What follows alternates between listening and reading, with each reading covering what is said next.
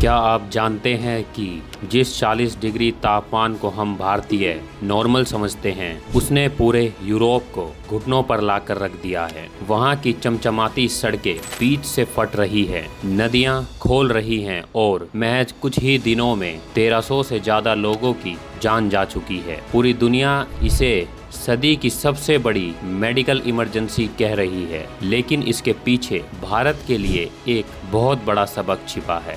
20 जून 2026 से यूरोप में एक ऐसा खतरनाक हीट वेव आया है जिसने इतिहास के सारे रिकॉर्ड ध्वस्त कर दिए हैं। WHO के मुताबिक इस वक्त यूरोप के करीब 15 करोड़ लोग इस जानलेवा गर्मी के साए में जीने को मजबूर हैं। फ्रांस में national average temperature 40.3 degree Celsius और जर्मनी में पारा 41.7 डिग्री सेल्सियस तक पहुंच गया है। हालात इतने बदतर हैं कि फ्रांस में हर दिन सामान्य से 400 से 500 हालात इतने बदतर हैं कि फ्रांस में हर दिन सामान्य से 400 से 500 ज़्यादा लोग दम तोड़ रहे हैं, जिसमें 85% बुजुर्ग हैं। वैज्ञानिकों के मुताबिक क्लाइमेट चेंज की वजह से ऐसे हीट वेव आने की आशंका 30 गुना ज़्यादा बढ़ चुकी है। इस भयानक गर्मी का असली विलन है ओमेगा ब्लॉक। यह हवा का एक ऐसा प्रेशर सिस्टम है जो गर्म हवा को एक ही इलाके में लॉक कर देता है। इससे रात में भी तापमान कम नहीं होता। दूसरा बड़ा कारण है वहाँ का इंफ्रास्ट्रक्चर। यूरोप के घर सर्दियों में गर्मी को अंदर रोकने के लिए बनाए गए हैं, जो अब 40 डिग्री तापमान में जलता हुआ पिंजरा बन चुके हैं।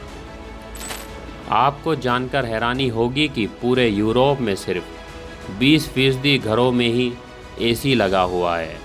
गर्मी के कारण नदियां इतनी गर्म हो गई हैं कि स्विट्ज़रलैंड का सबसे पुराना बेजनाउ न्यूक्लियर पावर प्लांट बंद करना पड़ा है, क्योंकि रिएक्टर को ठंडा करने के लिए पानी ही नहीं था। डांबर से बनी सड़कें सतह पर 40 डिग्री सेल्सियस तक तप गई, जिससे हाईवे पिघल गए। अत्यधिक गर्मी से रेल की पटरियां फैलकर मुड़ गई, जिससे जर्मनी और स्वीडन का पूरा रेलवे नेटवर्क ठप हो गया है। ट्रेनें अचानक रुक गई, बिजली कटने से एसी बंद हो गए और यात्रियों को खिड़कियां दरवाजे तोड़कर बाहर निकलना पड़ा।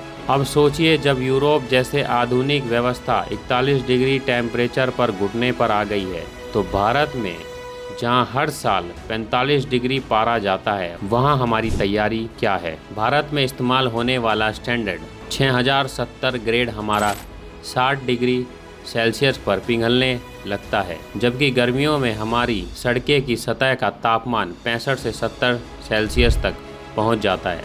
भारत में सड़कों के समय से पहले दम तोड़ने के 2 बड़े कारण हैं।